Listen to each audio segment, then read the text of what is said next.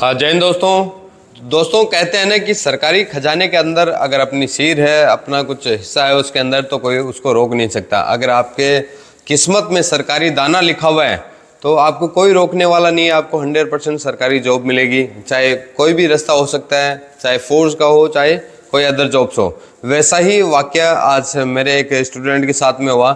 उसकी जो खुशी है वो मैं आपके साथ में शेयर करना चाहूँगा।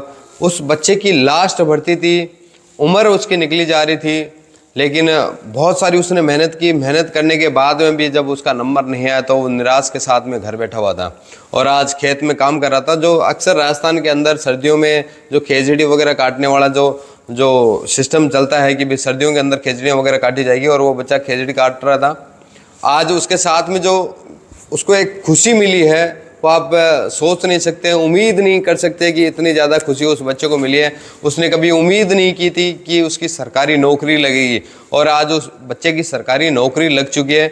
ये उसके साथ में कैसा हुआ, कैसा उसको अनुभव हो रहा है, वो तो हम जब बच्चे से मिलेंगे, उसके घर पे जाएंगे, उसको बुलाएंगे यहाँ पे, तब आपके साथ में मैं शेयर करूँगा। लेकिन पहली जो चीज़ है कि किस तरह से उस बच्चे का सिलेक्शन हुआ बीकानेर भर्ती के अंदर। वो फेल होने के बाद में भी फाइनल मेरिट लिस्ट आ चुकी थी, उसमें भी उस बच्चे का नाम नहीं आया। उसके बाद में भी उस बच्चे का जो है फाइनल सिलेक्शन हुआ। सिलेक्शन किस तरह से हुआ, क्या उसका जो रहा और किस तरह से उसका नाम आया, उसके रिगार्ड्स हम थोड़ी सी डिस्कस कर लेते हैं। एक तरह से बोलते हैं ना कि किस्मत काम नहीं करती है, रियल में किस्मत काम करती है। जब किस्मत काम करती है तो ज़बरदस्त काम करती है, और वही वाकया उस बच्चे के साथ में हुआ आज।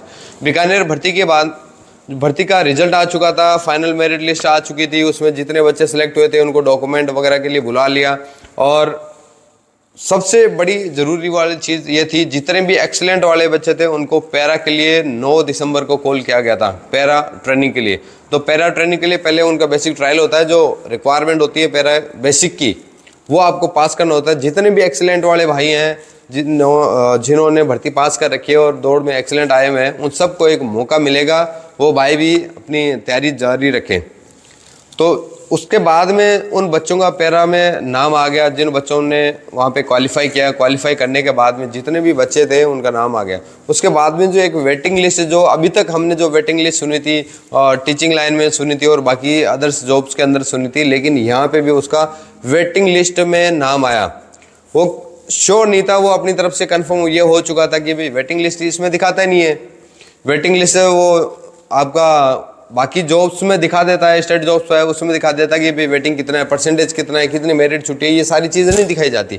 लेकिन उसमें उस बच्चे का वेटिंग लिस्ट था। वेटिंग लिस्ट आप ये मान के चलो, उसके ग्राउंड के 88 नंबर थे। उसने अच्छी मेहनत की, अच्छी पढ़ाई की, 40+ उसने क्वेश्चन किए थे पेपर में, फिर भी उसका फाइनल में मेरिट लिस्ट में नाम नहीं आया था बीकानेर भर्ती के अंदर। लेकिन जब पैरा में जो बच्चे सेलेक्ट हुए, 14 बच्चे, ऑलमोस्ट 14 बच्चे सेलेक्ट हुए थे, 14 बच्चे वो पैरा में उनका नाम चला गया। पैरा में नाम जाने से जो 14 सीटें खाली हुई, उस बच्चे की किस्मत देखो यहाँ पे काम की।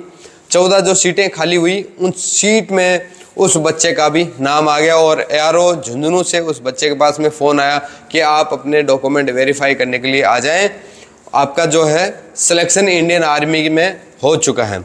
ये खुशी आप समझ नहीं सकते कि कितनी बड़ी खुशी है कि जो बच्चा अपने हथियार वगैरह डाल चुका था और ये उम्मीद छोड़ चुका था कि अब मैं डिफेंस की जॉब तो नहीं कर पाऊंगा, बाकी अदर जॉब्स की तैयारी तो बाद की बात है। जो उसका एक सपना था कि मुझे फोर्स में जाना है, मुझे तैयारी करनी है, वो बच्चा मेरे पास में तैयारी कर रहा था। पिछली बार भी काफ़ी समय तक उसने तैयारी की, लेकिन बीकानेर भर्ती हुई नहीं। फिर डिले होते होते होते जब इस बार बीकानेर भर्ती हुई तो बच्चा गुड में पास तो हो गया, लेकिन उसका नंबर नहीं है। आज ये खुशी उस बच्चे के साथ में इतनी ज़बरदस्त हुई। मैं आपको वीडियो रिकॉर्डिंग भी अभी सुना देता हूँ कि किस तरह से उस बच्चे का जो रिएक्शन था और कैसा उसका नंबर आया। ये बहुत ही खुशी की बात है। तो भाई आप लोग भी, जितने भी भाई हैं, अपनी तैयारी जारी रखें। आपकी मेहनत अगर ज़बरदस्त है, मेहनत में आपने कोई प्रकार की कमी नहीं रखी है, तो 100% किस्मत आपका साथ देगी। किस्मत कभी भी आपके विरुद्ध नहीं जाएगी। 100% आपके साथ मेहनत करने वालों की किस्मत हमेशा साथ देती है। मेहनत करने वालों का कहते हैं ना कि मेहनत करने वालों कभी हार नहीं होती। इसलिए आपको भी 100% अपनी तरफ से बेस्ट मेहनत करनी है, एफर्ट लगाना है जितना हो सके पढ़ाई की तरफ से भी। और अभी जो एक वीडियो चल रहा है कि अगली बार एग्ज़ाम पहले होगा या बाद में होगा, तो दोस्तों मैं आपको बता दूं कि ये डिक्लेयर नहीं है कि पहले एग्ज़ाम होगा, मेन पहले फिजिकल है और साथ साथ में पढ़ाई है। पढ़ाई उतनी ज़्यादा ज़रूरी है जितनी ज़्यादा आपकी दौड़ है, आपका फिजिकल है।